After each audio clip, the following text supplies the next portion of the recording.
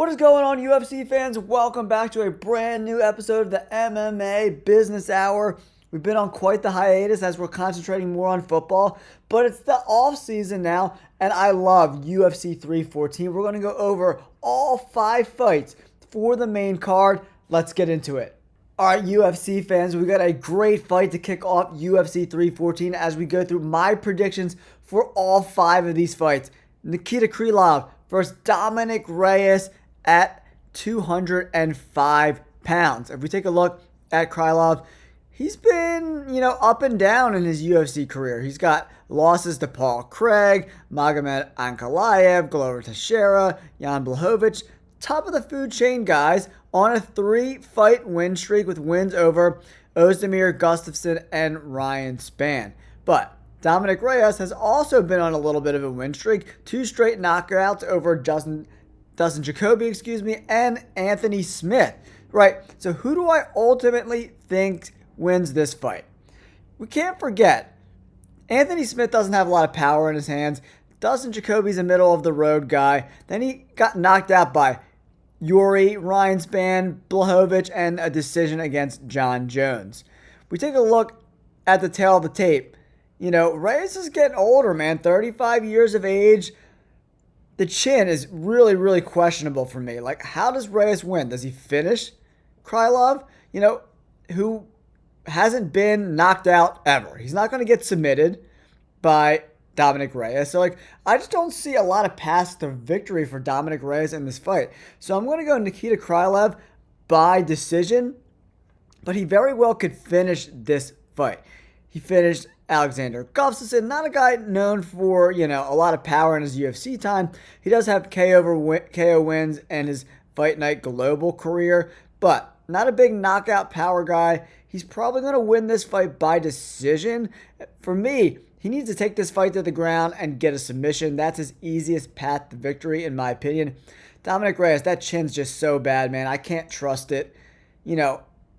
He does have 2 knockout wins in 2024. We'll see how he looks in 2025. But I'm going to go Nikita Krylov to win this fight by decision.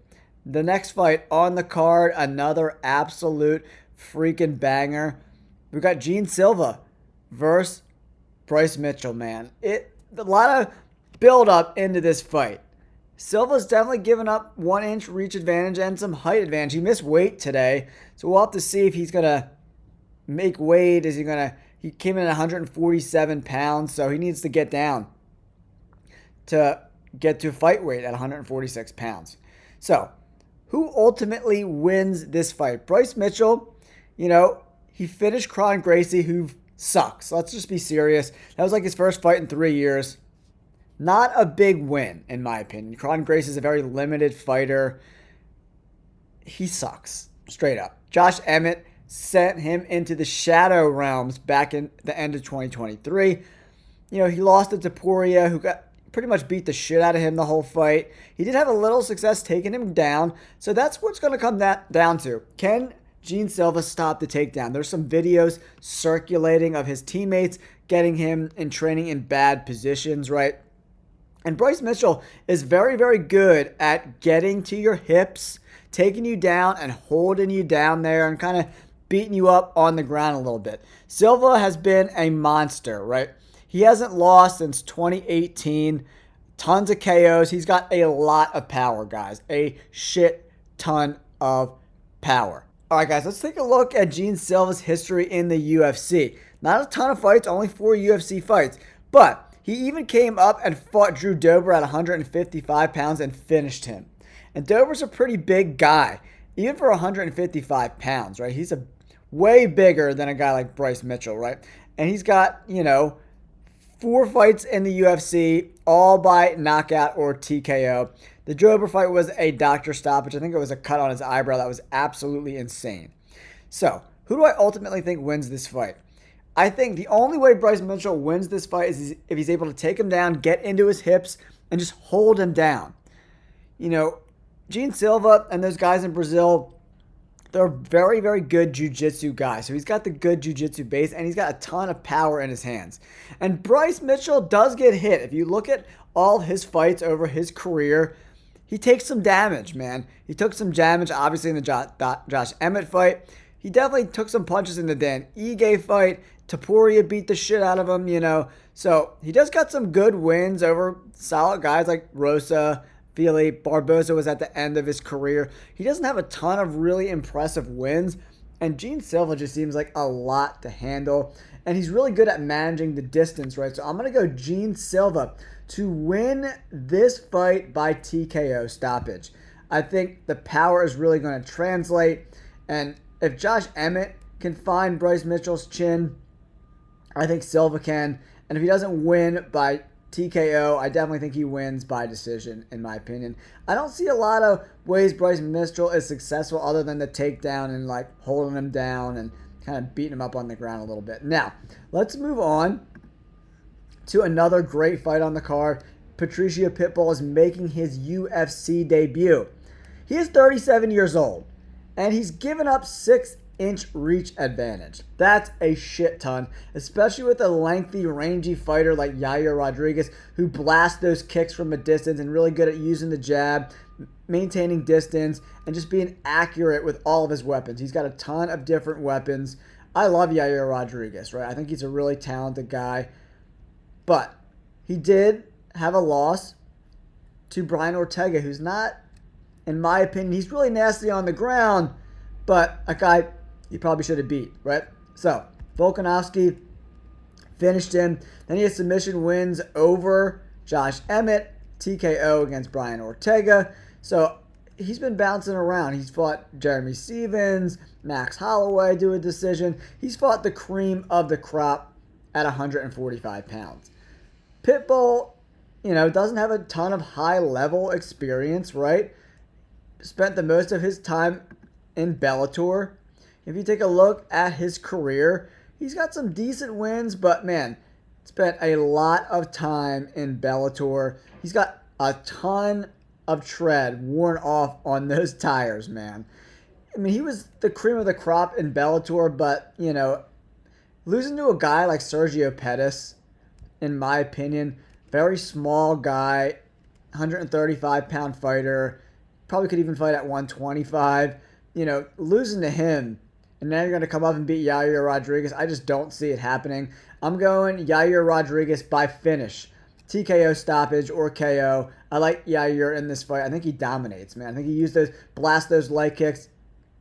I don't see how Pitbull can close the distance and hurt Yair Rodriguez. I just don't see it happening. So I'm going Yair Rodriguez to get a stoppage over Patricio Pitbull and his UFC debut. They didn't do him any favors giving him Yair Rodriguez, who's a lot to handle. Physical guy. Got good length, too, for 145 pounds, being at 5'11". Okay, so now, co-main event of the evening. We got Michael Chandler, 38 years old. Dude is definitely a little long in the teeth. First, Paddy Pimblett. Pimblett, minus 150. Chandler getting back plus 125. Pretty much even-ish money. Slight favorite for Paddy Pimblett, 5'10".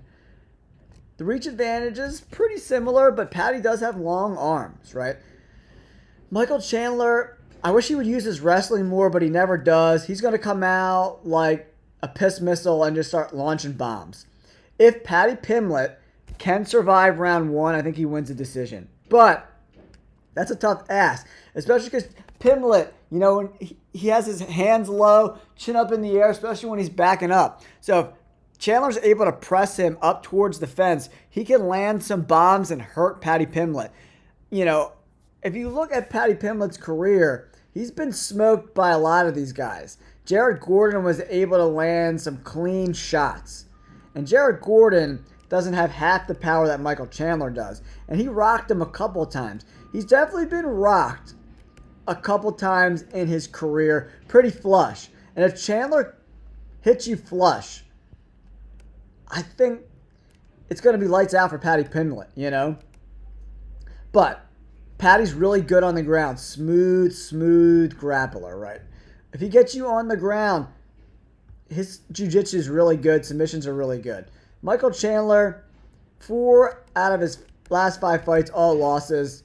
Got finished by Charles. Decision with Gagey. submitted by Dustin Poirier. The submission is definitely available for Paddy Pimblett in this fight. It's a really, really close fight.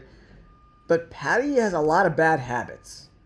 And I think those bad habits catch up to him. I'm going Michael Chandler to win this fight. I'm going to go by decision. I don't know if he could finish him, but I think he's going to hurt him a bunch of times, and that's going to look good on the judges' scoreboard. And Chandler has fought, all 5-round fights, pretty much, right?